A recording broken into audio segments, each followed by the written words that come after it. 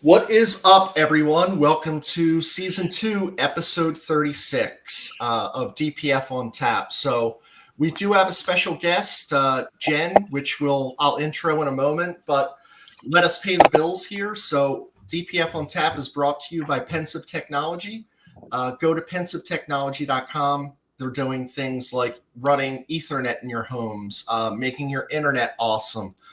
They unwired the garage so we could get fast internet out here, security cameras, security doors, things like that. So it's not only for your home, they're also doing business needs as well.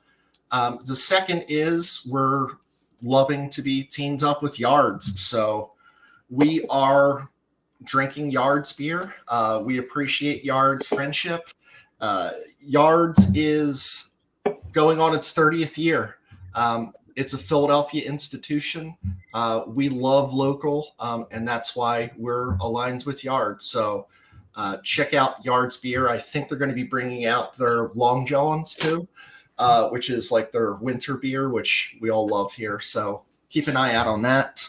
And then the next one is Hidden Stills. So Hidden Still Spirits, what they are doing is they are making awesome bourbon, tequila, vodka, rum, ready to drink cocktails. So the guys have a little bit of everything. And Mike is holding up their blue and white. So they're also donating a portion of it to charity, which is super important to us, as you know. And it's important for you to support them because they support us. So Hidden Still Spirits, they are constantly coming up with new releases of different types of things, whether it's ready to drink cocktails or it's some type of new bourbon, like they do it in rum casks and weeded. They took an old, I guess it's an 1800 bourbon recipe, old PA farm rye, and recreated it. So they're delicious. They deliver to your home too. Some homes outside of PA, not Idaho or Montana. Fuck Idaho and Montana then. So support Hidden Still Spirits. So I want to drop the sponsorship talk here, and I want to introduce Jen. So Jen was the star of a viral video that was made sometime around 2014 to 2016.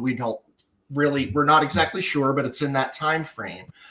We had posted this video, and it's only like a clip that we got our hands on, where it's obviously in South Philly. It's obviously like, Jen has been painted as like, the villain or just, saying things that she shouldn't say without any context behind it.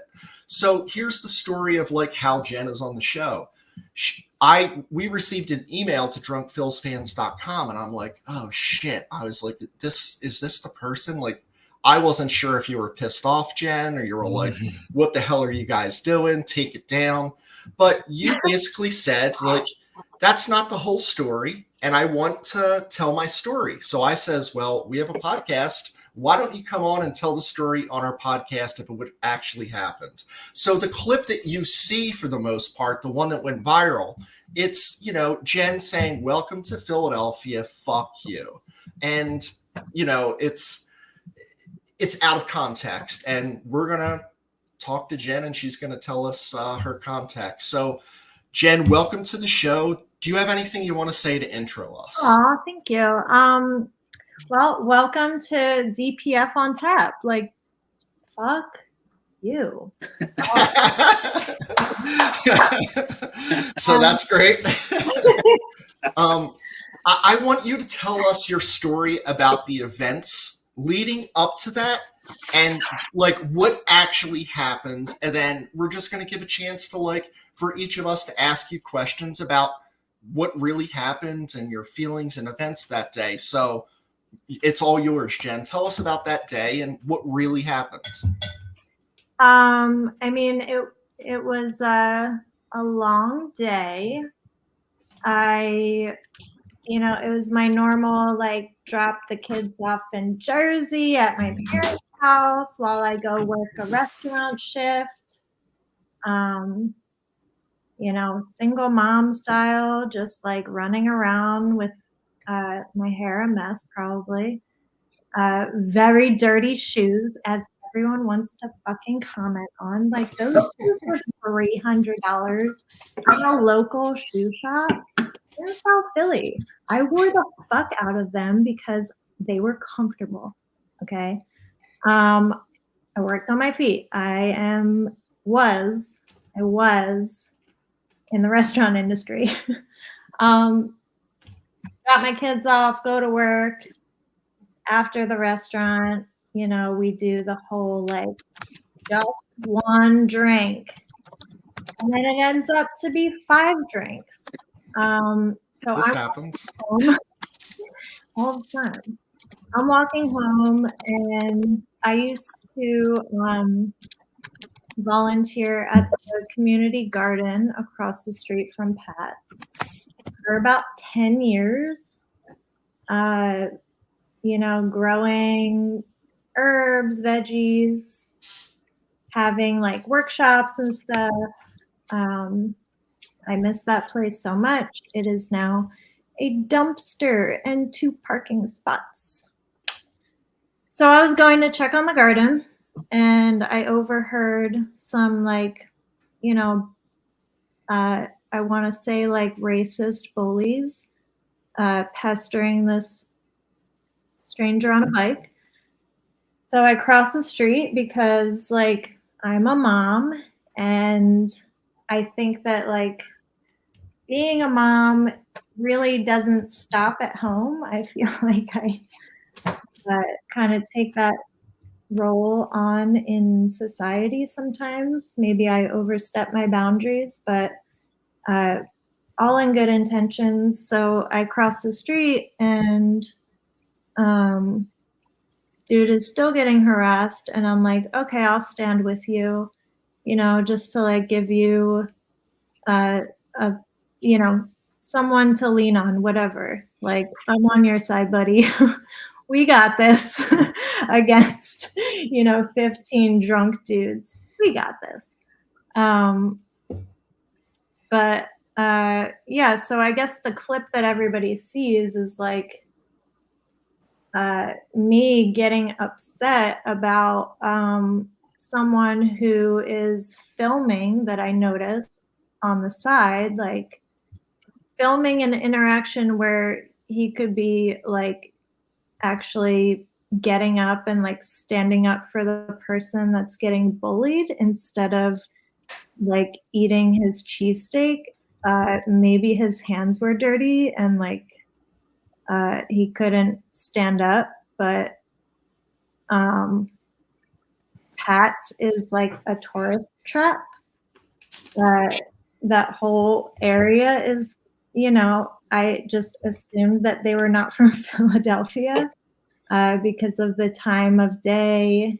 And so I was like, welcome to Philly. Like I've had people film me in public before. It kind of feels like everybody like sits on their fucking couch all the time and like is used to like watching TV and like having things happen in front of them without actually like joining society, and it's really frustrating.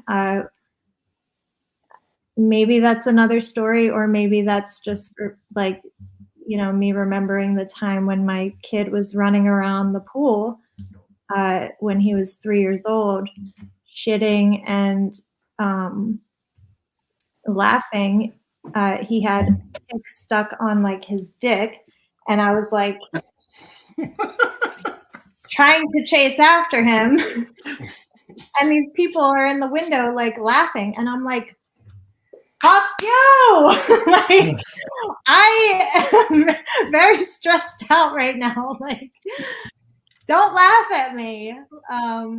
So it just like, I guess, triggered back to the moment where like, I'm like, just trying to be a person in society, and people think that like it's a TV show or something. Like, stop filming me, get off your ass and like do something. So that's why I got so mad and, told him to go fuck himself, basically. Jen, like when you told me this, or when I heard, like you stopped a bully, right? And you helped. So you didn't know this person that was on the bike. You had no clue. Never met him before. Never met her after. You just decided that like it's enough's enough, and like someone needs protection. Like, what's This the dude, point? Like, this is like, just shut the fuck up. Like, go do your own thing. There's no reason for you to be like harassing this dude. Like, yeah. So, Jen, being alone, you were kind of by yourself with just this guy on the bike. At any point, were you afraid for your own safety? No. No. No. I mean, there were some guys that were like getting a little close. After, when the camera shuts off, there were some guys that were getting too close, and I don't know. I didn't really have any fear for myself. It was just, for this guy that was getting harassed. Like, they weren't harassing me beforehand. They were harassing him. well, the cocktails probably helps, the fear factor. Fear muscles, yeah. Did the guy on the bike that you stepped in for, did he ever say thank you, or did you ever see him again? No, I never saw him again. And I mean, like, I don't really need anybody to thank me. Just wondering. Yeah. One of the things that I just wonder is like the comment sections, like just are fucking absolutely like bananas, like just destroying you. And like, she's not from Philly. She's from like, the suburbs. Like, how did you feel? And like, did you read them? And if so, why? There's got to be like 3,000 comments. I read every single one of them. Like, I'm a lonely internet girl. Like, I am also a Virgo. Like, I want to know everything that's going on, especially if it pertains to like people talking shit. I'm not originally from Philadelphia. I'm very proudly from New Jersey. My great grandparents met in prison in South Philadelphia at the Moyamensing prison, which is now the Acme that everybody goes to in South Philly. What town did you grow up in Jersey? Oh, I can't tell you. But like, yeah. Is it near Marlton? No, I don't think that's very close. No. That's where my wife grew up. Oh, nice. What's in Marlton? Yeah, there's some good like. I think the Olga's. That's what I think of. Yeah. But yeah, very proudly from New Jersey. I've lived in Philly for about like 13 years now. Yeah, it's like the comment section is just scary. Like, I shouldn't have done that, but like I said, like, I'm just a curious person, so I think I dug a little too deep. Well, before we get to Chris's next question, you said that you were a single internet girl, so I think Mike is throwing his application out there. Like, you're in the palm tree fucking capital of sunsets with a lovely lady in sunglasses. Oh yeah, that's not good, right? That actually looks like a Roomba. So Jen, how did you hear about the video being on DPF? Were you aware of us before the video? So like, I guess the video came up, I guess, when the Phillies were doing their thing. My uncle actually reached out to me because, like, whenever the video is reposted with like sports talk at the bottom, my inbox is flooded. They're like, they did it again. And I'm like, what am I gonna do? Like, just gonna stand here with my fucking hands tied because everyone, wants to repost this video. So yeah, like having the sports barstool fucking WTTW, like everyone reposting, I get a lot of like flooded messages, which is, it's fine. I'm used to it. But my uncle pointed it out to me because he actually listens to you guys a lot. So Oh, cool. That's great. South Jersey. That's great. So Love hearing it's that. funny. It's like 8 or 10 years ago. So what made you finally want to tell the whole story and get it out there? I mean, so I guess my brother died.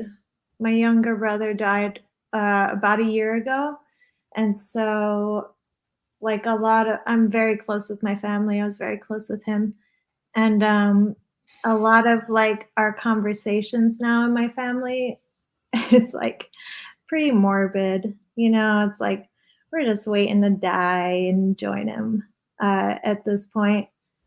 So I think it was just like wanting to get my story out there and just like set the record straight because, it's the internet. Like a lot of people will have their own fucking words and they think that they know you after a 5-second clip. But I just kind of wanted to like put the record out there. Wrap it up in a bow. It's like, it's just my account, there were other people involved in the video and like I'm just speaking for myself, and I think that like people tend to focus on like what I'm saying because it's like a woman speaking out loud and like maybe saying words that like their little ears aren't really like able to process a woman speaking, so like they're just angry and yeah, I'm just trying to, put my words on top of that. Yes, Jen, I think behind the scenes, like, we never took it as negative. We thought it was fucking awesome. Like, we didn't know the context of it, but we're like, you know what? I don't know what they were doing, but whatever it was, they deserved a welcome to Philadelphia. Fuck you. I thought it was cool. And I think that when we used it, it was like when the Mets were coming into town, it was like, you know what? Fuck you. This is our town. You're not coming here. And, to tag on to that, you went to game 2 of the Phillies versus Mets series, and you had a sign that had welcome to Philadelphia on the front, and then a broken heart with fuck you on the back. Like, were you embracing the phrase at that moment? What made you do that, or what was behind that? I have, like I've been, being raised in South Jersey, like listening to sports because I'm not really like an avid, like I'm gonna sit on the couch and like watch this game or listen to this, whatever 94.1. But it's also like that's how I grew up. Like my family's very into the sports, so it just felt like it was time to maybe like, it was an important game, and I know that like people like the welcome. Some people like the welcoming in Philly, so I was like, you know what? I'm just gonna roll with it. I'm just gonna have fun.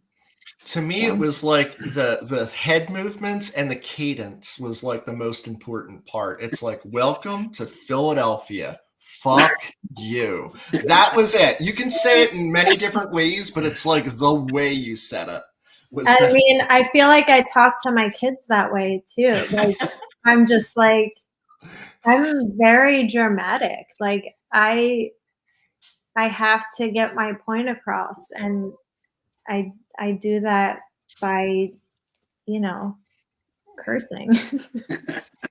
it's mom, there's why are we having waffles for breakfast? Waffles are what's for breakfast. F you. But That's not all. right now because they might kill you. That's true because of the E. coli.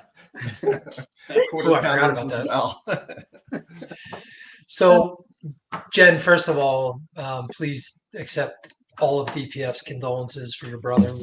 I didn't know about that, so Oh, thank you. absolutely. But I asked you this before we came on, so I'm gonna tee it up for you now. What are some things that you'd like to plug here on our little show for our all of our fans to check out? Oh, nice. So, there's a few different groups that I kind of follow and try to help out here and there. Um, there's the Philadelphia Printworks that they support local and national organizations doing work in the areas of food security, police brutality, immigrant rights, LGBTQ rights, reproductive rights, and mass incarceration. So go check them out. Homies Helping Homies. They are a collective mutual aid initiative with the goal of improving the quality of life of the communities they serve in the Point Breeze neighborhood in South Philly and beyond. And just anybody fighting for their freedom of oppression. All power to all the people. Awesome. Thanks, guys. Thank Yeah. you. And we'll drop, or actually, can you drop those in the chat so everybody can help follow you? Yeah, Appreciate that. yeah, I can do that. Oh, and also thank you, Tonewood Brewing Company. How do I do this? Yep. There you go. got it. Perfect. They gave me this great 6-pack of poolside that has helped my words come out a little bit easier. Very good. So So, guest brewery tonight, guys. yeah, that's awesome. We do love Tonewoods. One of the guys from the Fandemic crew will often bring Tonewood over to the garage, and that's how I knew you had the pool lager, which is awesome. Delicious. So, Jen, are you fan of the Phillies or any other sports? Like, even are you more of a fan of the Phillies than the Eagles, or is it the Flyers or Sixers? I mean, my son plays ice hockey, so I watch him and I'm like, oh my God, you're so good. You're so much better than the Flyers. But I have to go to a game this year.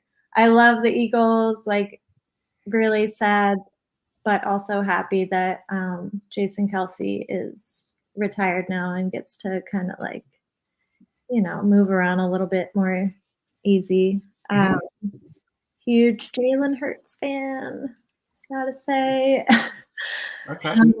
And yeah, I love the Phillies. I love Castellanos, probably my favorite. I love Harper. I mean, I really thought we had it. I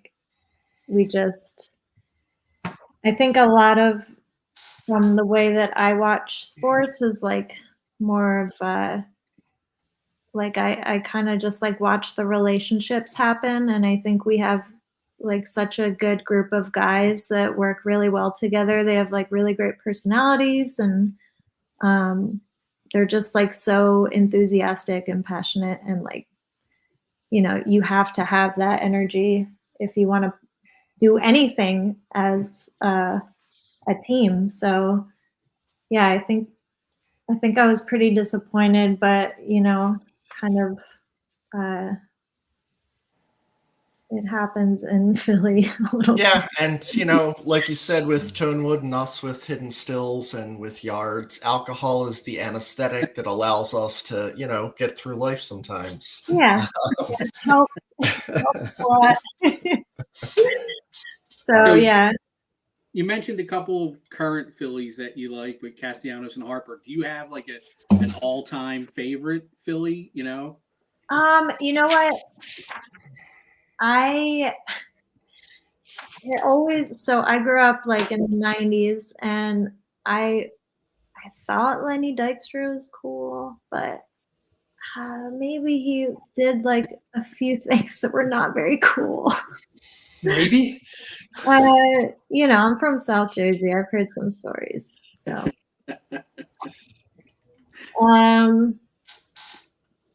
but yeah, I think this group of guys are probably my favorites all times. Awesome.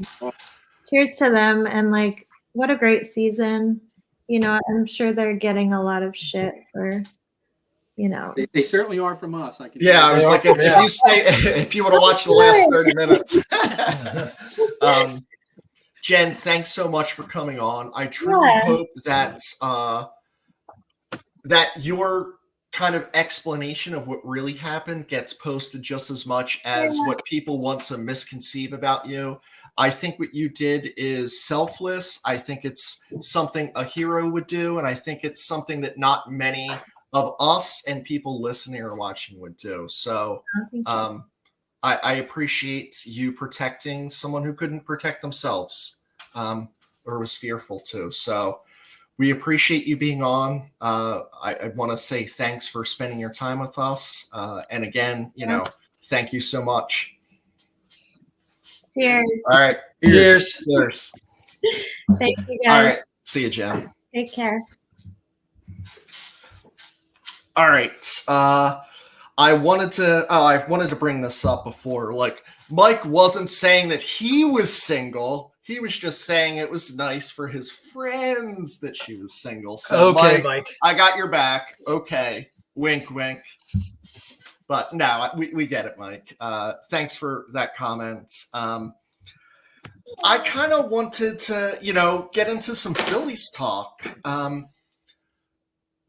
Guys, we've talked about some topics, and here's one thing that I'm fearful of. I wonder if you sat up in the 400 section and looked around, and I'm thinking of when these hurricanes come and they have Hurricane Irene was here and Hurricane Dennis was here.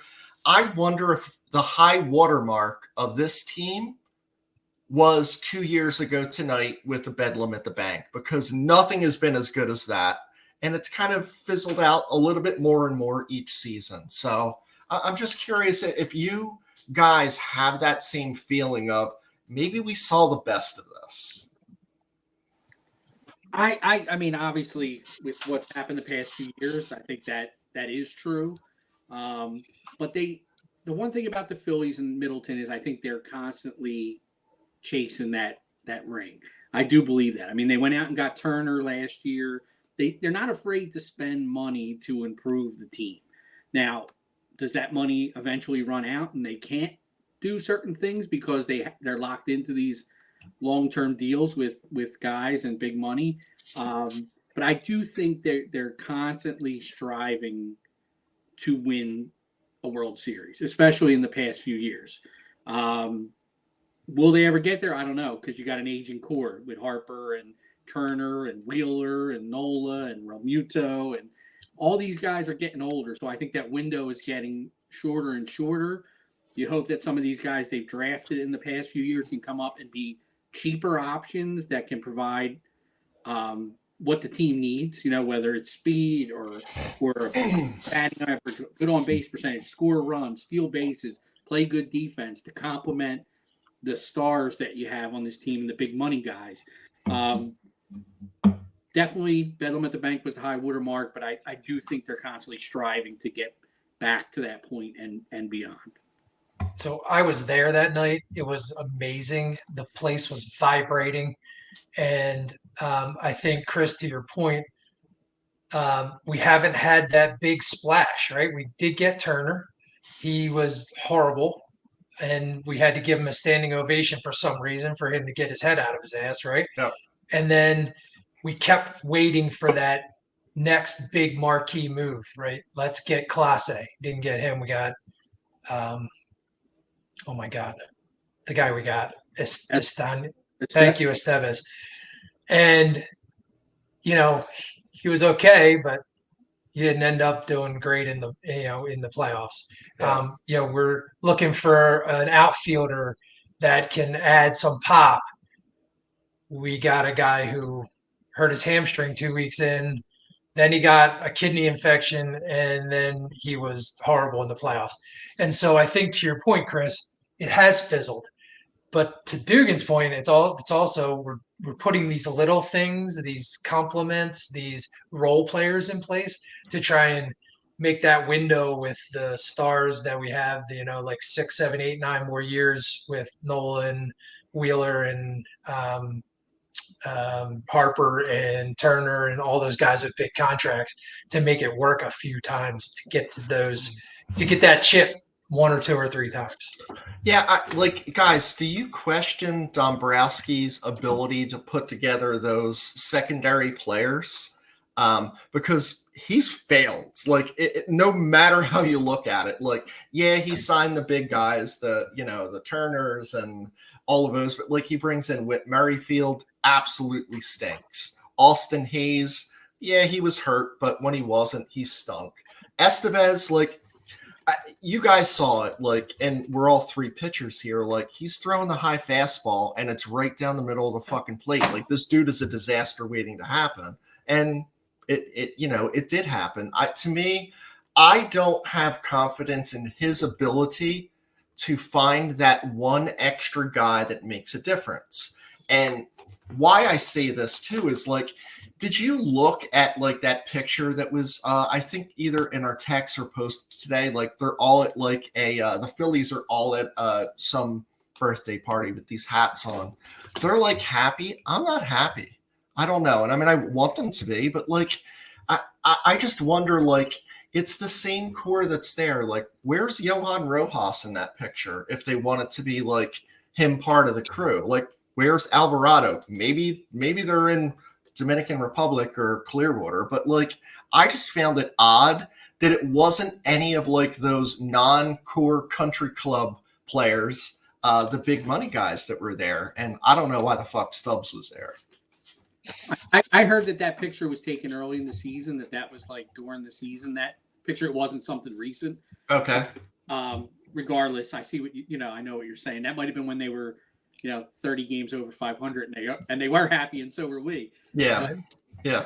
Back to Dombrowski. I think the biggest surprise to me with Dombrowski is he came here with the reputation of being a guy that was willing to part with top prospects to get veteran proven guys. I think the last couple of trade deadlines, he's held on to those guys and hasn't made that deal that maybe 1 or 2 guys that would have put the Phillies over the top. To me, that's the most surprising thing. I don't know if that's Middleton tying his hands and saying, no, we're not getting rid of this guy. We're not getting rid of that guy. These guys are our future. We drafted them. Or he's trying to rewrite his own reputation, and he's not doing a good job at it. I agree with you. I mean, Whit Merrifield, he was a damn near 300 hitter last year. And Phillies brought him in, but they asked him to play a role that he wasn't accustomed to. So did that have an effect on him? Not playing every day? It could have. Who knows? Maybe Kevin Long got to him and said, we're going to change your swing a little bit. And maybe that got to him. I don't know, but I agree that he hasn't made the moves that have put the Phillies over the top the last few years.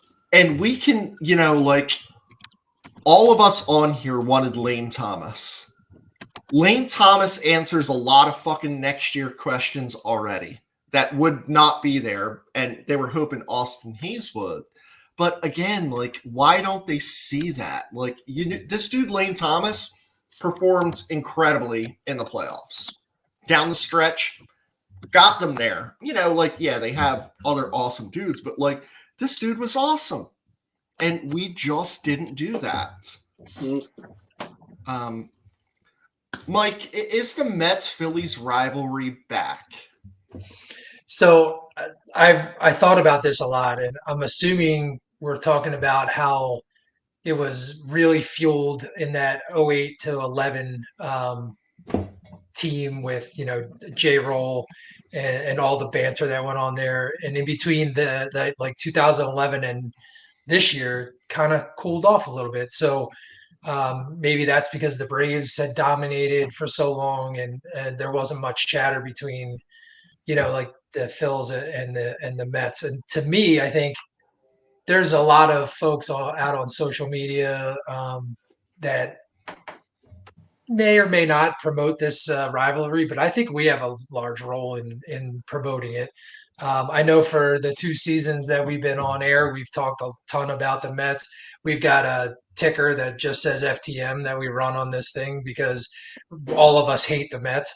And for 14 seasons, when you guys started this back in the day on socials, we've been posting about it for the entire time. I think it's back as long as next year we jump into the fray again. Like we need to do something over the off season that we were just talking about, whether that's somebody to spell JT, whether that's somebody to play a corner outfield position, whether that's a closer that is a lockdown closer. And then we need to go and we need to win the division again. And to do that, I think you need to go through the Braves, who will be healthy next year, and the Mets, who made a long run, and this season in the playoffs. So I think it's back. It'll be fun to see how long it stays, because for sure from like 08, maybe even 07 to 11, 12, it was hot and heavy, and now it was cooled off for a long time. If that makes sense. I think it's very rare that you have both teams good at the same time. It seems like one's either good, one's bad, or they're both bad. And I think that, the fact that both teams were good and how hot the Mets got the second half of the season really fueled that rivalry again. And with the Mets, with the owner, with Cohen, he's going to spend money to keep that team good and improve it. I mean, I'm sure they're going to be a big-time player in the Juan Soto sweepstakes this offseason to try and bring him across town to the Mets. So they have the makings and the money to be good for the foreseeable future. And I just think, with the core the Phillies have, I think the Phillies are going to be a very competitive team for a few more years as well. If Dombrowski makes the right moves, they can be a very competitive team. So I think that rivalry is going to get really heated up the next couple of years. The negative of this is like there's going to be more of those, fucking cockroaches over at Citizens Bank Park for the Mets Phillies games. One of my favorite things is going to one of those games and we win and we give them directions to the Turnpike, to 95, head over to Walt Whitman, wherever the fuck they're going. My favorite was when I was at a game we got crushed at, and we were still, I think that took us from 8 games to 7 games up. So I went up to this big group of 15 or 20 of them that were screaming near the bullpen, and I was like, yeah, that puts you 7 games behind now. And they're like, oh, man. Here's something, now we're like, oh, we're rooting for the Guardians or Indians, whatever one you call them. And now it's like the two teams two of the top 5 paying teams. It's like the Yankees and Dodgers hasn't happened since 81. I find it difficult to stay away from the World Series and playoffs just as a baseball fan.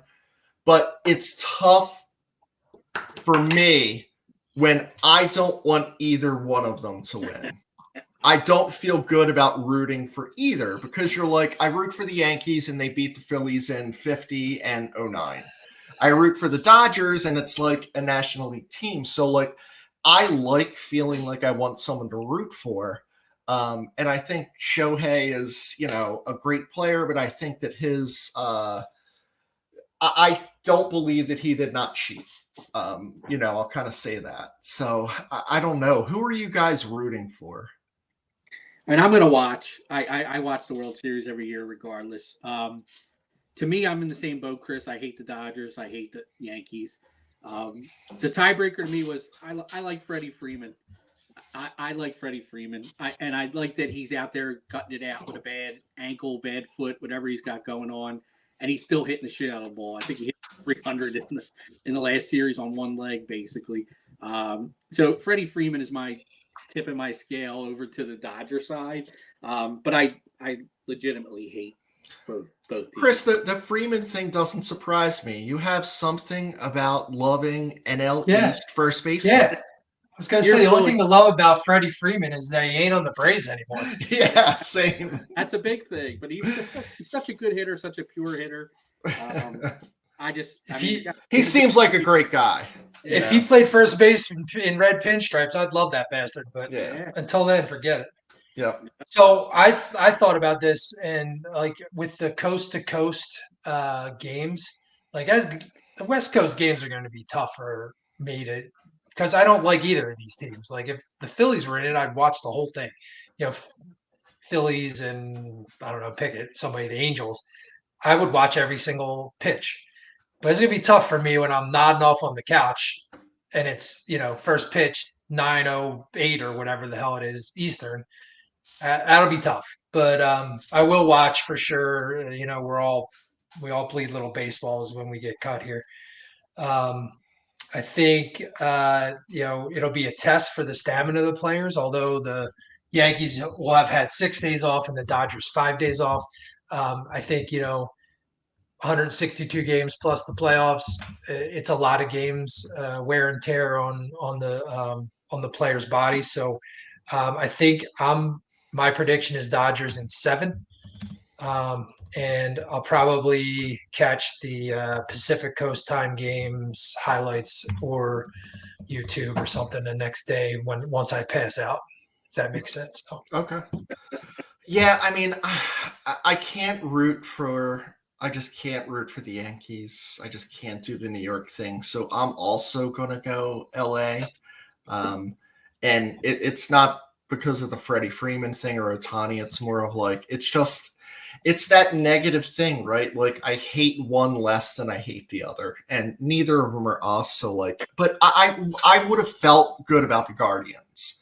They haven't done it since '54. You like that kind of like underdog. I do wonder, like, this is the last time. '81 was the last time these two teams met in the playoffs. I mean, in the World Series, and it's like I feel like that was the first World Series where like I watched and I remember it all. 80, I watched, but I don't remember it all.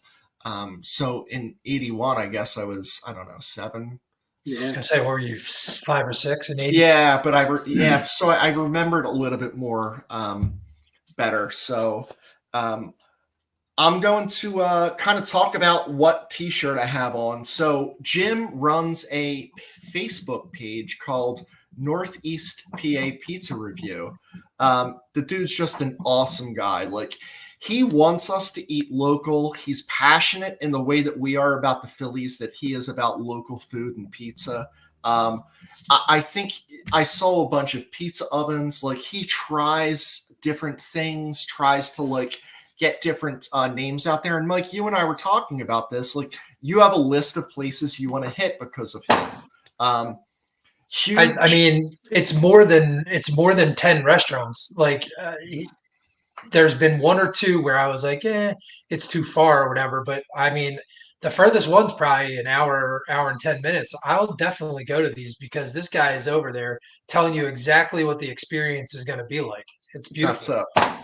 And he's selling these shirts. It's really cool, right? The Northeast PA with the pizza on it. So, Jim, thanks for being a friend of the show. We appreciate what you do.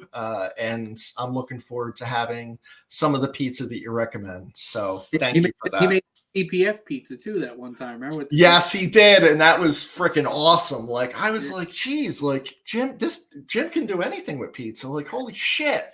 Yeah. We didn't get to taste it. So Jim, next time, maybe bring the pizza oven in the garage. We're going to, teach us how to make, your favorite pizza. So I think that's awesome. Mike, I want to turn it over to you. I know that you're bringing back the Oh Dumbass. So here's the return of Oh Dumbass by popular demand. I remember. I'm just trying to find my notes real quick. Oh.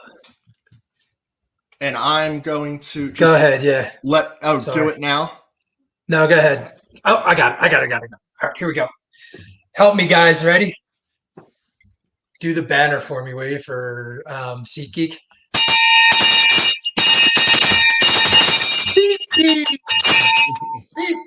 SeatGeek. Today's Dumbass of the Week is brought to you by SeatGeek. If you go to SeatGeek and enter Drunk Phil's Fan, no S on the end, all one word, all caps, you will get off your first purchase $20.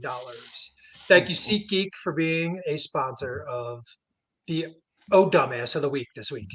Yes. And today we have an Dumbass locally from Havertown, Pennsylvania. This actually happened about 2.5 weeks ago.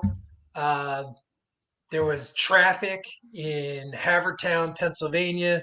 According to Havertown Township Police Department, a gentleman was riding next to a 40-year-old woman and her 10-year-old nephew on Westchester Pike around 3:30 in the afternoon.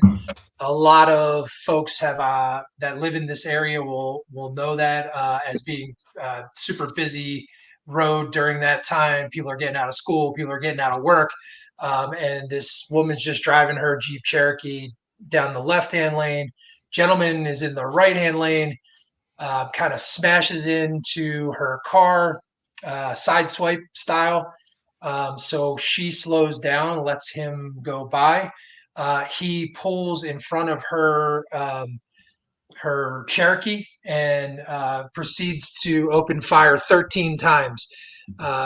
13 bullet holes through the engine block, through the windshield. Luckily, missing the woman by inches, and none of the rounds went and injured the child as well. There was some shrapnel from the glass that the woman had to get taken care of, but this gentleman is now, after he unloads 13 rounds into the Cherokee, he pops the median and hooks a Yui and drives away. And fortunately, the exit that he got off at, the light had a camera, and they were able to find his vehicle. And now he was arrested. He was arrested in Upper Darby about 15 minutes later. And then they got the handgun from the vehicle, and he is now facing charges of attempted homicide, aggravated assault, and related offenses. And so we'll call him Anthony. Anthony is our Dumbass of the Week for not only his road rage incident, but for jumping the median, getting caught on a camera, and arrested 15 minutes later after he ran. Unbelievable. Mike, I think we might need more from Florida and Alabama just because, like, I don't want it to be a dumbasses around here. So that was what was requested. So I will open up my search. Before we go to the next segment, I just want to kind of Nancy, right on time, 7:00. Good evening, everyone, and a little fuck the Mets. Cheers. Garrett is present, saying hi to DPF and hello to Jen. So, Garrett, thanks for chiming in. We have Steve saying go Jen. We have a local hero, and we agree with that. That is something heroes do, sticking up for those that can't stick up for themselves. Michael Nolan, if you have been to Olga's, you have had a few cocktails. That's the rule. I think they have a breathalyzer as you walk in. If you below 0.06, they're like, nah, not tonight, buddy. John, best piece of cinema I've ever seen. Good for you, sticking up for that person as well. So thanks, John, for giving Jen knows kudos. And let's see if there's anyone else that we haven't talked to. So we've got a lot of like Nancy is happy for the dumbass, Steve happy for the dumbass, Harry is happy for the dumbass. Guys, I'm going to go through like not everyone on the Phillies roster, and I want to keep it pretty simple. It's either stay or go. Stay means like you don't want him to be traded. Go is like it. We're not getting into contract status. Like, would you let him go, whether it's trade or not sign him this coming year? So we'll go around the horn. First base, Harper. Stay. Stay. Okay. Stop. Stay. Go. Okay. Turner. Stay. Boom. Go. Go. JT. Stay. Go. Nick. Which one? Nick Castellanos. Stay. I'm gonna say stay too. Okay. Rojas. Go. Go. Brandon Marsh. Go. That's a hard one for me. I'll say stay. Austin Hayes. Go. Go. Okay. Ranger Suarez. Stay. This is another hard one for me. I'm going to say go. Okay. Estevez. Go. Go. Hoffman. Stay. Both of you said stay. Chris, did you? Okay. Stay. I think that's a tough one for me. And Hoffman's the one that I want to say stay to. I think he's got to go at this point. He's completely fucking melted down in both playoffs.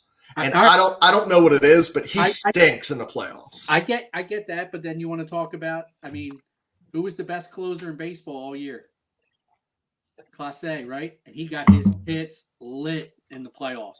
Not in both rounds. I mean, the Tigers took it to him a little bit, and so did the Yankees. So it happens. I just think over the long haul, Hoffman was way better than he was bad. I just think. I just want to call. I agree with you. I just want to call out Harry here. Oops. Harry, there's no maybe. We said stay or go. Yeah. I think one more meltdown by Hoffman, and we're looking at a Donnie Moore situation for this dude. Oh, Jesus. And I'm not talking about Hoffman doing it. I'm talking about me having to watch Hoffman do it. So, I mean, that makes sense. The next thing I kind of want to get into here, guys, is, you know, if you were the GM and you were told by Middleton, we can target only one position. You can get whoever you want, but, you know, that's available. Who are you going after? And what is that? I'm going to get another beer, but, you know, Chris or Mike just kind of start answering, and I'll join back in a moment. Yeah, I don't have a name just yet. I have a position, and it would be center field. I think I would like to have a center fielder that's a plus defender, a guy that can bat top of the lineup, one or two with some speed, plays good defense, hit for average, can steal some bases, and can kind of move Schwarber back down into a more of an RBI role. So I wrote 3 things down because I can't follow the rules. I don't color inside the lines. We need a pitcher and starting pitcher, I'll say. We need a backup catcher, and we need a right-handed hitting outfielder. And so within the organization, I feel pretty confident that Painter will be able to take that pitcher role. I think Marchand should be able to come up, and if he stays healthy, could play 50 or 60 games to spell JT. And I don't care if he has hit 9th, who cares? And so I'm going to land on the right-handed hitting outfielder. I don't even care where he plays. You were very specific. I think he needs to be right-handed, and that's as specific as I want to get. But, we kind of already threw one name out there earlier. Yeah. So I think when you think about one position, that's kind of the way I thought about it. Those are the three needs that kind of bubble to the surface, and I say let's fill two internally and get one external right-handed hitting outfielder. Let me throw something out there to you guys, just something I was thinking about earlier with the pitching, starting pitching, and obviously the fifth spot is what we're talking about. Assuming Ranger stays in the rotation, I think at this point is you have to assume. So you have Painter, who obviously is going to be on some sort of innings limit, or maybe not start the season as your 5 and be in the minors to build up and then come eventually. Would you entertain re-signing Turnbull and having a piggyback situation, because they're both going to be on innings limits? Yes. Have your fifth starter be kind of a two-headed monster, and have both guys ready to go every fifth day, and one starts, one comes in a clean inning after 3 or 4 innings, and you literally have you can maybe stretch them for the whole season by limiting their innings that way. Hey, Chris, yeah, I think Turnbull's going to get money somewhere, and I think Turnbull's 100% gone. Yeah, I agree. I mean, I don't know. But I like Covey, too. Yeah. Couldn't he do the same thing? I mean, just we shit on him, but, I know he declared, but... I know he left via free agent. Well, he's elected free agency. Yeah. Nick Nelson, Covey, and... Allard.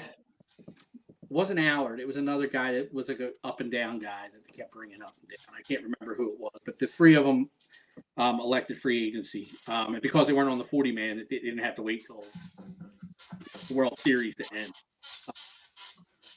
I think Turnbull's going to get paid too. I just think, I don't know, teams might be leery of his injury history, and it might give the Phillies a chance to backdoor it and keep him kind of as that 5A and 5B type starter, if you want to put it that way. You know, just an idea I was floating, because you're not going to get Painter for a full season. You're just not. He's going to be on an innings limit, and he's either going to be making 4 or 5 inning starts, or he ain't coming up till halfway through the season. Yeah. My answer for this, guys, and Chris and Mike, yours were awesome. I still think it's a center fielder. When you look from 2010 on, our center field has been a fucking disaster, minus, Victorino being here. Odubel Herrera has the most games since 2010 in center field. That tells you, there's just, after Schmidt left, it was Rick Shue, Charlie Hayes, third base was a fucking disaster. And then Roland came in, and then he just became a piece of shit. But, there was the Pedro Feliz and Polanco were playing over there. So we had some good players at least, but it's been so bad in center field. And I don't know. I feel like these other teams have these center fielders that are kind of, I don't care about the prototypical center field defense as much. I want the guy to be defensively sound. I don't think he needs to be Gary Maddox and cover 3/4 of the field. If you have someone proper and left, you're not kind of as worried as much. Yeah, it might cost you a few runs here or there, but how many times I'm just kind of done with the Rojas thing. I don't even want to hear about this guy as a possible center fielder. They told him to bunt. The dude just doesn't bunt. I just don't understand the kind of thinking behind that. But I would want center fielder. I don't know who it is. I honestly don't care if they're left-handed or right-handed. I just want someone who's a solid everyday, center fielder that can hit a little, run a little, and catch a lot. The reason why I said right-handed outfielder is because we seem to have, there was at one point we saw the most left-handed starters in the league. Yeah. I think we finished up that way. That's why I said right-handed. Yeah. No, I agree. We need to pull this one up. No, I'm out. We've talked about this. I'm out. Yeah, he's like Joel Embiid. This motherfucker comes to fucking camp 11 times, fucking overweight, out of shape, and a lot of excuses. Trout's not like that, but the constant injuries, like I can't do it. I can't, you know. Trout hurt it. Trout hurt his eyes trying to read that comment. Yeah. If they'll take Taiwan Walker and pay 90% of his fees, then maybe I'll consider, Trout. But I just can't okay that.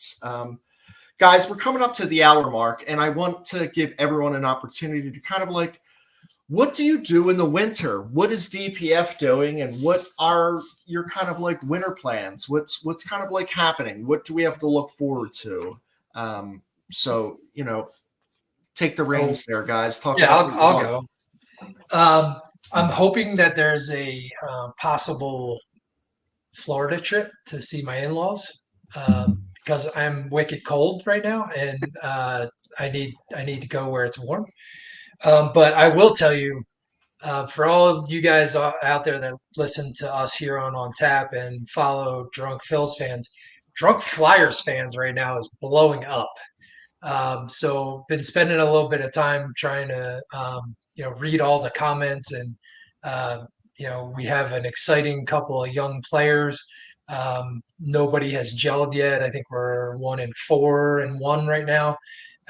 But I'm gonna spend some time this winter on that. I always say the birds don't start until the fills are finished, and so now I've started to pick up some Eagles, viewing, and I think I'll definitely be following them. And then, I can't forget the Adelaide Giants, man. Like, so Johnny turned me on to these guys last year, and I think we've got 5 of our prospects that are going over to Australia. It's not for the faint of heart. I think first pitch is like 11 p.m. here. So I will probably be flipping it on when I wake up at 2 or 3 in the morning, and catching the either the 3-play, or I think you can just catch it on demand. But I'll be doing some of that, and then the holidays are a great time for me for cooking. Like we had a meeting the other day. I brought some food over, and you guys seem to like it, and I like to do that for family and friends during the holidays. And over the winter, it's great because, I can control my smoker from my cell phone. So I don't have to stand there and watch the sticks burn in the stick burner anymore. So that's a few of the things that I'll be doing. Cool. Yeah, I'm a big Eagles guy, NFL guy, so I'll be watching football all winter, and Penn State football, college football. Flyers. I was a huge Flyers fan growing up. The last few years, I've kind of gotten away from the Flyers, but the last year they played pretty well up until the end, and they've kind of captured my attention again. So I'll be back in the Flyers and contributing to both the Drunk Eagles page, Drunk Flyers page. Again, I have a couple girls away in college, a couple of my daughters. So, come holiday time, everybody will be home and back together again. So that's always going to be nice to be with the family over the holidays. Exciting. Some exciting news to share maybe in the near future with you guys. We're waiting to find out for sure. But so I got a lot of things I'm looking forward to. So Cool. Yeah, it should be a fun win. Yeah, I mean, what do? I sit in my normal garage spot and I look out the window and wait for spring. Is a lot of what the time spent. But the Flyers are, kind of a passion. There's, watching college football. I like the English Premier League, so I'm an Aston Villa fan, so I'm watching a lot of that. But I do have a bone to pick, and I think it's one of you two guys, so I want to bring something up here. I was away this weekend, and I end up finding a bunch of pictures in the garage of Pete Alonso's big meat hanging all over the fucking place. So I want to know who did it. I'm going to find out. I saw the cameras were disabled, but I didn't appreciate coming into the garage with 200 pictures of this pasted all over the wall. It sounds like you got a bone to pick with Chris from Pensive Technology. Just saying. So that's kind of one of the things that I thought was funny. But, guys, I think we have a lot of different stuff going on. DPF doesn't stop. DPF on Tap is happening every 2 weeks during the off season. Maybe some special guests or things coming through that we'll have. So I appreciate everyone joining us. We're probably going to go watch the Flyers after this. So final thoughts, everyone? I'll go first. Hey, everybody, if you're 45 years old, please, please, please go get your colonoscopy. It saved my life, could save yours. And fuck the Mets. I say fuck Otani. And I will say rest in peace to Fernando Valenzuela, one of the guys that was not a Philly. Well, he was a Philly eventually, but he was not a Philly in his prime, and I love to watch pitch. Yeah, Dude. so mine. I was definitely going to say R.I.P. to Fernando. He was a fun guy to watch, and that screwball was absolutely amazing. Crazy. Fuck Joe Carter. That just the anniversary of that night. Me, and that happened in the past day or so. But we also have the Bedlam at the Bank on the same day, so we can celebrate that. But yeah, stay with us. We'll be around all off season. Any Phillies news, we'll be right on top of it. So thanks for watching. Fuck the Mets. Fuck Joe Carter. Fuck Scott Rowland, since his name came up today. And let's go, Phils. Make some moves. Let's be back and win the division again next year. Yeah, I mean, I'm excited that there's the winter meetings coming up. I'm excited that there are the GM meetings coming up. So there's a lot of like baseball stuff that'll be happening. I'm happy that the Mets are out. I was up the Poconos and it was tough. It was tough to say. It was like in between, it was like 4 to 14 beers. And I just like screamed out into like the beautiful Pocono night weather, like wilderness. Fuck the Mets. Yeah. It was like, it felt good. And I don't want to be happy in someone's misery unless it's the Mets. So that felt good.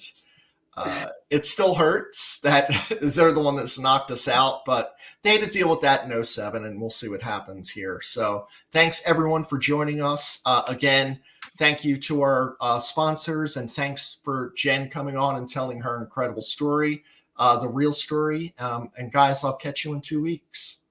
Have a good night. Fuck the Mets. Fuck the Mets. Thanks, everybody.